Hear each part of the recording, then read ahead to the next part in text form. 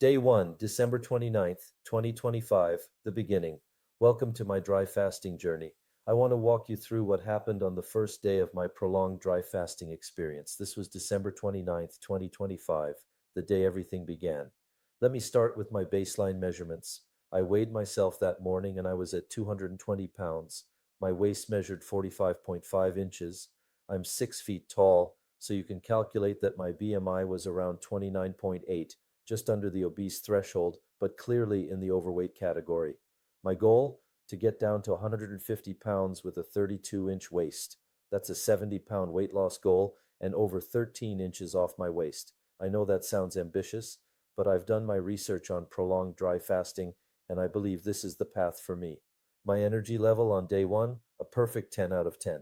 My mood, also a 10 out of 10. I was genuinely excited. This wasn't some desperate attempt at a diet.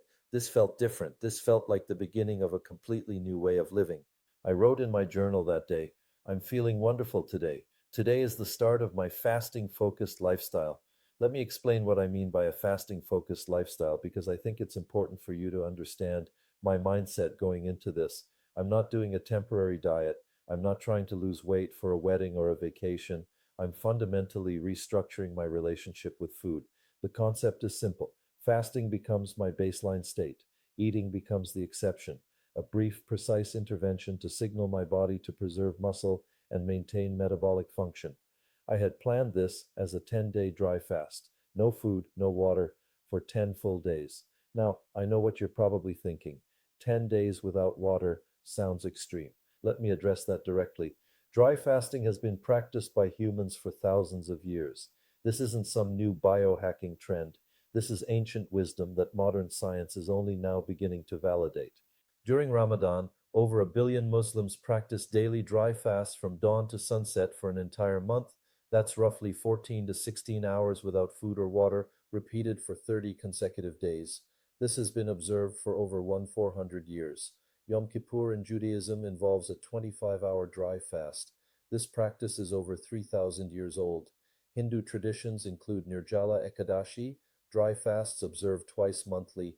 Eastern Orthodox Christians have practiced extended dry fasts for centuries. So when I tell you I'm doing an extended dry fast, I'm not doing something unprecedented. I'm tapping into practices that have sustained human beings across cultures and millennia. Let me walk you through what I expected to happen on day 1 based on my research. The first phase of dry fasting is glycogen depletion. My liver stores about 100 to 120 grams of glycogen. That's essentially stored sugar. My muscles store additional glycogen. Here's the critical detail. Each gram of glycogen is bound to 3 to 4 grams of water. So as my body burns through its glycogen reserves, it also releases a significant amount of water. This means I expected to see rapid initial weight loss, but I understood that much of this would be water weight, not fat loss. That's perfectly fine. The fat loss comes later. During day 1, my body is essentially transitioning. It's shifting from running on incoming food to running on stored resources. My blood glucose is starting to drop from its normal range of around 100 milligrams DL down toward 80 milligrams DL or lower. Insulin is falling, and as insulin falls, something important happens. My fat cells unlock. They can finally release the fatty acids they've been holding on to. One thing I want to be transparent about, I also quit vaping on this same day. So I wasn't just starting a prolonged dry fast, I was also going through nicotine withdrawal simultaneously. Some might say that's foolish. Why stack two difficult challenges? But my thinking was different. If I'm going to transform my life, I might as well do it completely. No half measures. The vaping had become a crutch, something I did mindlessly, constantly. It was part of the same pattern of consumption that I was trying to break, the constant need to put something in my body. Dry fasting forced me to stop everything. No food, no water, no vape. Complete cessation of all intake. Let me describe how I actually felt on day 1. Honestly, I felt wonderful. My energy was high. My mood was excellent. There was a sense of excitement, of beginning something significant. I didn't experience any real hunger on day 1. My body still had plenty of glycogen to burn. The real challenge I knew would come on day 2 and day 3 when the glycogen runs out and the body has to fully transition to fat burning and ketone production. I spent the day normally. I didn't feel the need to rest or take it easy. The fast had just begun, My body hadn't even started the real metabolic shift yet. Let me talk about what was happening physiologically, even though I couldn't feel most of it. My stomach acid production was already starting to decrease, probably down about 30% by the end of day one. This is the body's intelligent response to the absence of food. Why produce digestive acids if there's nothing to digest? My gut motility was slowing down. The entire digestive system was beginning to enter a rest state. For someone like me, who spent years constantly eating, constantly digesting, this was probably the first real rest my gut had gotten in a very long time. Growth hormone was starting to rise. Research shows that growth hormone can increase 200 to 300% just in the first 24 hours of fasting. This is crucial for muscle preservation. My body was already beginning to protect my lean tissue. And autophagy, the cellular cleanup process, was sending its first signals. The mTOR pathway, which promotes growth and inhibits autophagy, was beginning to shut down. AMPK, which activates autophagy, was starting to rise. The cleanup crew was getting ready to start work. I want to talk about my mindset because I think this is just as important as the physical metrics. I had made a decision, not a hope, not a wish, a decision. I was going to complete this fast. I was going to transform my body. And more importantly, I was going to transform my relationship with food. I had spent my entire adult life in a dysfunctional relationship with eating. I ate when I was happy. I ate when I was sad. I ate when I was bored. I ate because it was a certain time, and that's what people do at that time. Food had become entertainment, comfort, distraction. It was everything except what it's supposed to be, fuel and information for the body. On day one, I made the conscious decision that food would no longer control me. I would control my relationship with food. And the way to do that was to prove to myself that I didn't need it as constantly as I thought I did. Let me put day one in the context of my larger protocol.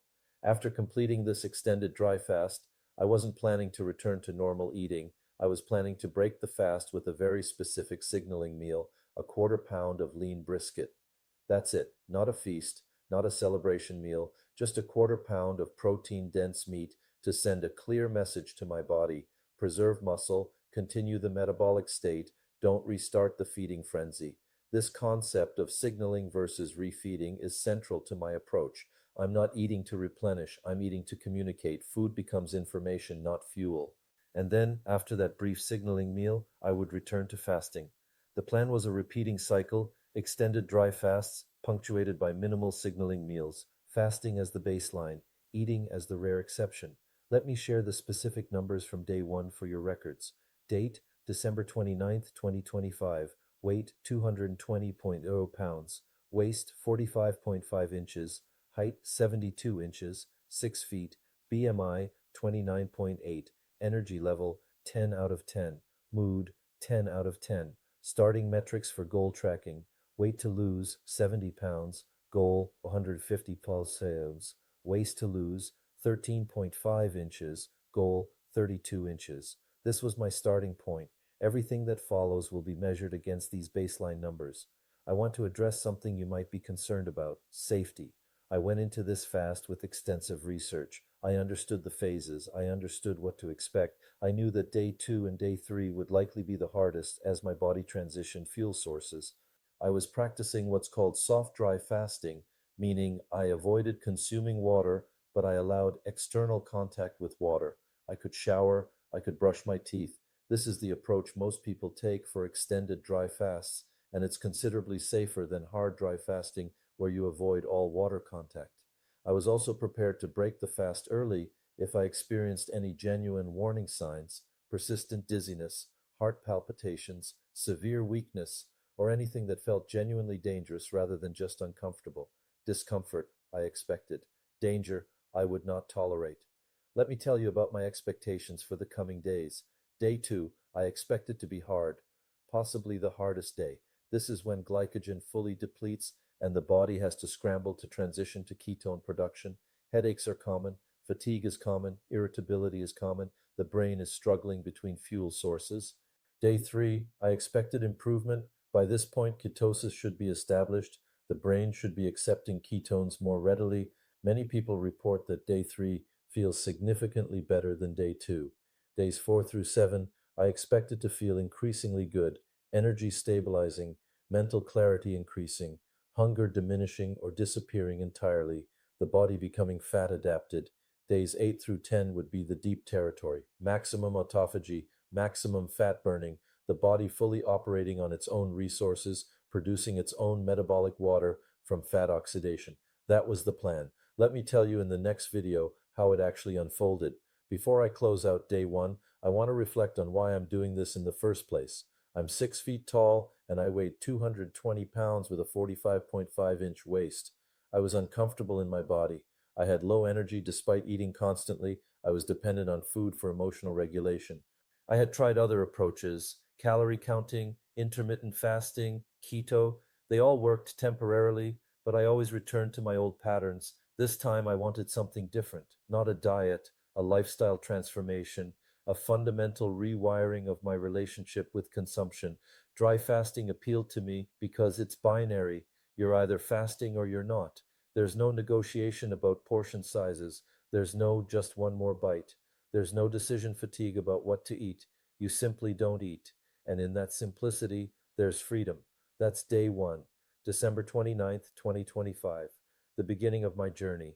Weight 220 pounds, waist 45.5 inches, energy perfect, mood perfect, outlook optimistic. I'll share day 2 with you next.